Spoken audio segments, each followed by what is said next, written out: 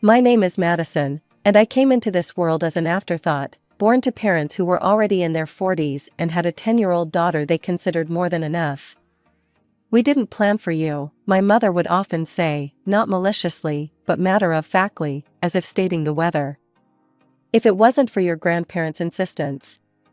She'd trail off, leaving the rest unsaid, but the message was clear: I was here because my maternal grandparents had convinced my reluctant parents to have another child. They were overjoyed at the prospect of a second granddaughter, while my parents viewed me as an obligation they hadn't asked for.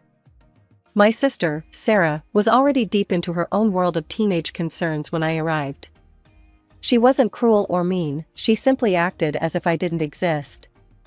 While I played with my dolls in the corner of our shared living room, she'd be sprawled on the couch, talking on the phone about boys and college applications, completely oblivious to my presence. "Sarah, honey, don't forget your SAT prep books," Mom would say, carefully arranging them in her backpack. Meanwhile, I'd be sitting at the kitchen table, waiting for someone to notice I needed help with my homework. But help rarely came from my parents. Instead, they developed a routine that shaped my entire childhood. Every morning, they'd drop me off at my grandparents' house. "You wanted her," my father would say to my grandfather, keys jingling in his hand as he prepared to leave for work. "She's all yours." My grandparents' house became my real home. They picked me up from school, helped me with my homework, took me to the park, and made sure I was fed and cared for. Only late at night would my parents come to collect me, usually looking tired and slightly annoyed at having to make the trip. "Madison," my grandmother would say, hugging me goodbye each night, "you're the best thing that ever happened to us." And in those moments, wrapped in her warm embrace, I could almost forget that I wasn't wanted elsewhere. This pattern continued day after day, year after year. While my sister prepared for her bright future, I learned to navigate life as an afterthought in my own home. But my grandparents' love was constant, unwavering, and it was in their home that I learned what it meant to be truly valued. One day, my grandfather would tell me as we worked on my math homework, "You'll understand that sometimes the best things in life aren't planned." He'd wink at me, and for a moment, the weight of being unwanted would lift from my small shoulders. With Sarah away at college, I thought things might change at home. Maybe my parents would finally see me, the daughter who remained. I couldn't have been more wrong. "Madison," my mother's voice reached me before I could even drop my backpack after school. "The house needs cleaning. Start with the bathrooms." What had once been Sarah's chores now became mine, along with a host of new responsibilities. The washing machine became my constant companion, and I learned all its quirks and settings by heart. The housework seemed endless. "You live here, you need to contribute," my father would say whenever I showed the slightest hesitation. "Your sister always did her part." By the time I was 14, I had graduated from cleaning to cooking. It wasn't a gradual transition. One day, my mother simply stopped making dinner. "You're old enough now," she announced one morning. "We expect dinner ready when we get home from work." That first night, I made spaghetti. It was slightly overcooked, but edible. My parents ate in silence, then my father looked up from his plate. "Tomorrow, try something with chicken," he said, his tone making it clear this wasn't a suggestion. My only escape was dreaming about college. Every night, after finishing the dishes, I'd retreat to my room and browse university websites. I'd imagine myself walking across different campuses, far away from the endless chores and cold silences. Then, when I was 16, Sarah came home with news that changed everything. She bounced through the front door one Sunday afternoon, dragging a tall, well-dressed man behind her. "Mom, Dad," she squealed. "This is James. We're engaged." You'd think someone had just announced they'd won the lottery. My parents literally jumped from their seats, my mother crying tears of joy. My father was already pulling out his phone to call relatives. "We'll pay for everything," my mother declared, hugging Sarah. "Our first daughter's wedding has to be perfect." The wedding preparations consumed our house for months. Every conversation revolved around flowers, venues, and guest lists. Money seemed to flow like water, designer dress, premium vendors, top-tier everything. My grandparents attended the wedding but seemed uncomfortable with the extravagance. I caught my grandmother frowning at the ice sculpture that probably cost more than a semester of college tuition. Grandfather just shook his head at the champagne fountain, but they kept their thoughts to themselves. 2 years later, I sat at our dinner table, 3 college acceptance letters spread before me. After years of playing Cinderella while maintaining straight A's, I'd been accepted to all my top choices. My heart raced as I told my parents the good news. "That's nice," my mother said, not looking up from her plate. "But we can't pay for it. We spent all our savings on your sister's wedding, even took out a loan for it. There's nothing left for college." "But, you paid for Sarah's college," I stammered. "That was different," my mother replied. "We saw potential in her." The silence at the dinner table was deafening after my mother's words about potential. I sat there, acceptance letters suddenly feeling heavy in my hands, as my parents continued eating as if they hadn't just shattered my dreams. "You should get a job," my father said between bites. "Save up some money, take out a student loan. That's what responsible adults do." I left the table without being excused, something I'd never dared to do before. My hands were shaking as I grabbed my phone and called my grandmother. Within minutes, I was walking through their familiar front door, tears streaming down my face.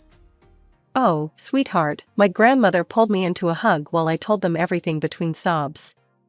My grandfather's face grew stern as he listened, but there was a glimmer in his eyes that I couldn't quite read. When I finished, they exchanged a knowing look. "Madison," my grandfather said, taking my hand, "we'd been expecting something like this." "What do you mean?" "We've watched how they've treated you all these years," my grandmother explained, "how they spent money on Sarah's education, her wedding. We knew they might do this to you." My grandfather stood up and walked to his study. When he returned, he was holding a folder. "We've been saving for your education since the day you were born," he said, opening the folder to reveal bank statements. "You can choose any of those 3 colleges. We've got you covered." That night, I went home and packed my things. Not everything, just what I needed. My parents were watching TV downstairs and barely looked up when I told them I was moving in with my grandparents. "Whatever you think is best," my mother said, her eyes never leaving the screen. Was that relief I heard in her voice? The next few weeks were a blur of college preparations. I chose to study financial analysis. Somehow, watching my parents' mismanagement of money had sparked an interest in doing things the right way. My grandparents helped me with every detail, from filling out forms to buying supplies. When I finally started classes that fall, it felt like stepping into a new world. The material was challenging, but I loved every minute of it. Each class felt like a step away from my old life and toward something better. My professors noticed my enthusiasm, and soon I was staying after class to discuss complex financial concepts. For the first time in my life, someone besides my grandparents saw potential in me, real potential. My second year of college was in full swing when my grandmother called with some interesting news about Sarah. "Your sister's having trouble," she said during one of our weekly calls. "Her marketing career isn't taking off like she hoped, and James can't seem to hold down a job. They're constantly asking your parents for money." I wasn't surprised when she told me they were getting it. "Your mother emptied her retirement account last month to help them with rent," my grandmother sighed. "They just can't say no to her." A year later, the situation got worse. Sarah and James couldn't make rent anymore, even with our parents' help. They moved back into my old bedroom, the one I'd spent years keeping spotlessly clean. The irony wasn't lost on me. Meanwhile, I was thriving. My professors had helped me land internships at prestigious financial firms, where I discovered I had a real talent for solving complex financial puzzles. Each challenging project made me more certain I'd chosen the right path. "You've got a natural instinct for this," my supervisor at Morgan Stanley told me during my performance review. "We'd love to have you back next summer." I kept my head down and focused on my studies, barely thinking about my family except during calls with my grandparents. But when I visited them during my senior year, I knew something was wrong the moment I walked through their door. My grandmother's usual warm smile seemed forced, and my grandfather, usually quick with a joke, sat quietly in his armchair. The house felt heavy with unspoken words. "What's wrong?" I asked over dinner, watching them push food around their plates. "And don't tell me it's nothing. I know you both too well." They exchanged a look I'd seen too many times before, the one that meant they were trying to protect me from something. Finally, my grandfather spoke. "Your parents came to see us last week," he said, his voice unusually tired. "They wanted their inheritance early." "What do you mean?" I put down my fork. "They're in trouble with the banks," my grandmother explained. "Multiple loans, credit card debt. They said they needed $200,000 to avoid bankruptcy." "And you gave it to them?" I couldn't keep the anger from my voice. My grandfather nodded.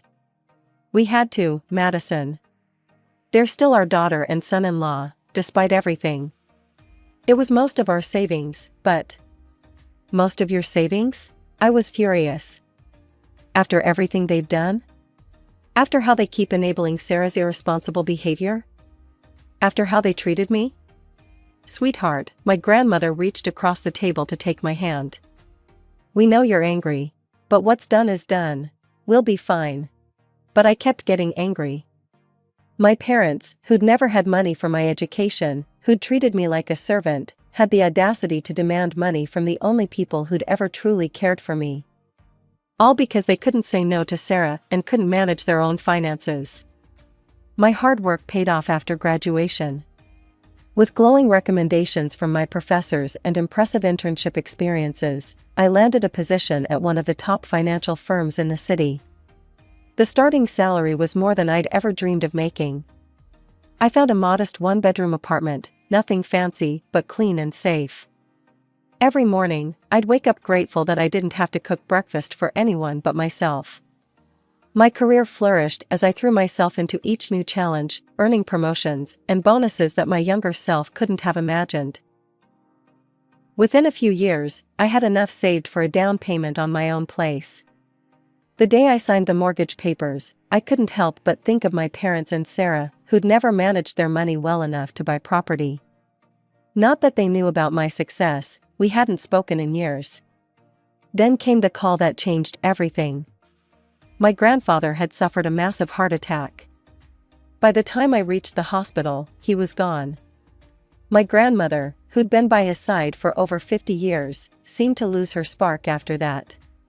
Less than 2 months later, she followed him. I was arranging my grandmother's funeral when I heard a familiar voice behind me at the funeral home. "Madison? Do you want some help with the arrangements?" I turned to find my mother standing there, looking older and more tired than I remembered. Part of me wanted to tell her to leave, but something in her expression made me hesitate.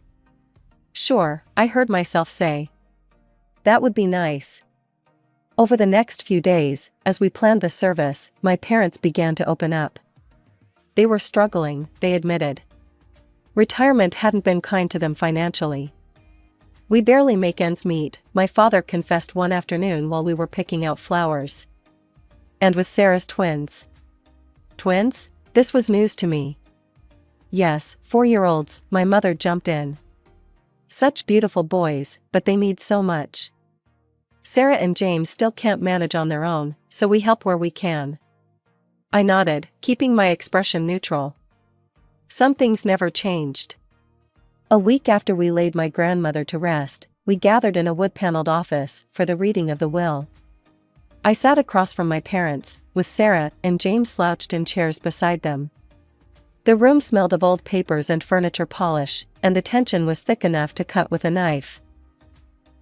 The notary, Mr. Patterson, adjusted his glasses and began reading in a monotone voice. I expected the usual legal jargon, but what came next made everyone sit up straight. "To our beloved granddaughter, Madison," he read, "we leave our house at 1542 Maple Street and the sum of $150,000. The silence that followed was deafening. Sarah's mouth fell open, and my mother gripped my father's arm so hard her knuckles turned white. Mr. Patterson cleared his throat and continued, and a personal note from Mr. Henderson to his daughter, Margaret. He looked at my mother. The note reads, "Margaret, remember that we gave you $200,000 when you needed it most. This is our final decision, and we trust you will respect it as we respected your needs then." My mother's face flushed red, then pale. My father stared at the floor, while Sarah and James exchanged worried glances. After the notary finished and gathered his papers, my parents approached me in the parking lot. The confident demeanor they'd shown during the funeral arrangements was gone, replaced by something almost desperate. "Madison, honey," my mother began, her voice trembling, "you have to understand, we always thought we'd inherit the house. We were counting on it. We're struggling," my father added, running his hand through his gray hair. "The mortgage, Sarah's family's expenses, we could really use the house." I looked at them both, remembering all the years of neglect, the constant reminders that I wasn't wanted, the refusal to help with my education. "No," I said firmly. "The house is mine. That's what Grandma and Grandpa wanted."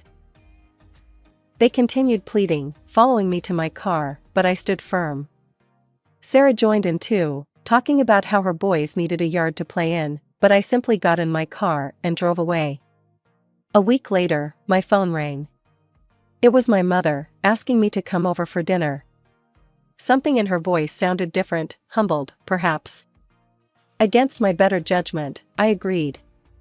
Pulling up to my childhood home was like stepping back in time, except everything looked shabbier than I remembered. The paint was peeling, the gutters sagged, and the once pristine lawn was patchy and overgrown. Inside, the house was crowded but clean.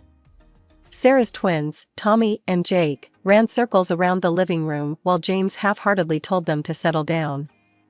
The boys were cute, they had Sarah's eyes and James's curly hair. "Madison," my mother smiled, pulling me into an awkward hug. "We made your favorite, pot roast." "That's not my favorite," I said automatically.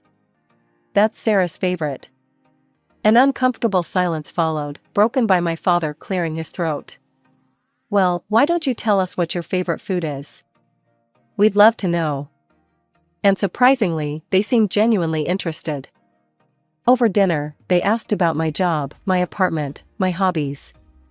They actually listened when I talked about my work in finance, though I could tell most of it went over their heads. That dinner led to another, then another. Soon, I was joining them for holidays, bringing gifts for the twins, even helping Sarah with their homework sometimes. When they mentioned the house needed repairs, I found myself offering to help. I paid for a new roof, fixed the heating system, repainted the exterior. Each time I wrote a check, my parents would tear up with gratitude. "You're too good to us," my mother would say, hugging me. "We don't deserve this." You're right, I would think, but never say it aloud. Because despite everything, despite all the years of hurt and neglect, some small part of me still wanted to believe people could change. The years passed, and my career continued to flourish. Each promotion brought new opportunities, and my investment portfolio grew substantially. Meanwhile, my relationship with my parents seemed to strengthen. They were getting older, both were over 70 now, and I found myself wanting to do something meaningful for them. "I'd been thinking," I said during one of our Sunday dinners, watching my father struggle up from his chair. "This house isn't really suitable for you anymore. I want to buy you a new house. Something single-story, with a nice garden, but easier to maintain. Something that would be comfortable for your retirement years." Their reactions surprised me, actual tears of joy. We spent the next few weeks house hunting together, and finally found the perfect place, a beautiful ranch-style home in a quiet neighborhood, with wide doorways and no stairs. After closing my checkbook, my parents couldn't stop talking about how excited they were. "We need to have a proper housewarming party," my father declared. "Let us arrange everything. It's the least we can do." "That would be lovely," I agreed, planning to present them with the deed during the celebration. "Just let me know when." Weeks passed. I was busy with work, but I kept expecting an invitation. When nothing came, I started asking about the date. Oh, we're still planning, my mother would say. You know how these things take time. We want it to be perfect, my father would add. We'll let you know soon. Something about their vague responses niggled at me. One evening, after another deflecting phone call from my mother, I found myself typing Sarah's name into Facebook. I hadn't looked at her profile in years, we weren't connected on any social media. There it was, posted just hours ago, so excited for Mom and Dad's housewarming party this Saturday. The new house is gorgeous, can't wait to celebrate with everyone. The post had dozens of comments from relatives and friends, all confirming their attendance. Photos showed decorations being set up, caterers being booked. This wasn't a last-minute gathering, this had been planned for weeks. My hands shaking slightly, I called my mother.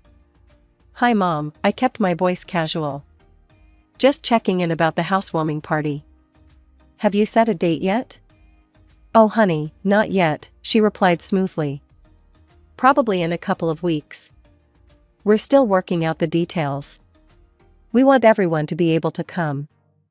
Everyone except me, apparently. That Saturday, I parked my car a block away from the house I'd bought. Music and laughter drifted through the evening air. Through the large front windows, I could see dozens of people milling about, relatives I recognized, friends of my parents, Sarah's social circle. The front door was unlocked. Of course it was, they were expecting everyone except the person who actually owned the house. I slipped in quietly, following the sound of my father's voice, to the living room. And after all these years of hard work, we finally did it, he was saying to a group of attentive listeners. Bought our dream home. Don't forget about Sarah, my mother added proudly. She helped so much with the down payment. Such a wonderful daughter. Always taking care of her parents, someone commented. Unlike some people, my mother said pointedly. You know, our younger daughter hasn't helped us at all. Probably too busy with her career to care about family. I stood in the doorway, heat rising to my face as I watched this performance. Sarah beamed beside them, her 7-year-old twins running between the guests in the house I'd bought. Actually, I said loudly, making everyone jump, I think you've got that backwards. The color drained from my parents' faces. Guests turned to stare at me, whispers rippling through the crowd. Madison, my father recovered first, his smile tight. What a surprise. I'm sure it is, I replied, stepping into the room. Especially since you forgot to invite me to the housewarming party for the house I bought. Dead silence fell over the room. Sarah's husband suddenly became very interested in his shoes. Well, my mother's voice had an edge to it, what's done is done.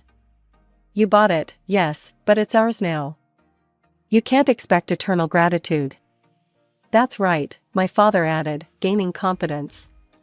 And frankly, you're not welcome here. This is a family gathering. And Sarah and her family will be living here too, my mother announced. They've already sold their house. It's all arranged. I couldn't help but laugh, a cold, harsh sound that made several guests step back. Reaching into my bag, I pulled out a folder. You seem to be confused about something, I said, opening the folder to reveal the deed and ownership papers. This house belongs to me. I never signed it over to you. I was planning to give it to you tonight, at what I thought would be a proper housewarming party. My mother's face went from pale to ashen. My father started to sputter. And now? I turned to address the stunned guests. Now, I'd like everyone to leave. This is my house, and the party's over. You can't do this, my mother's voice rose to a shriek. We're your parents. No, I said quietly. You're just the people who gave birth to me. My real parents, my grandparents, taught me that family means more than blood. They also taught me about finances, which is why I own this house and you don't. They left in tears, my parents, Sarah, James, the twins, and all their guests. I watched from the front porch as they drove away, one by one, until the street was empty.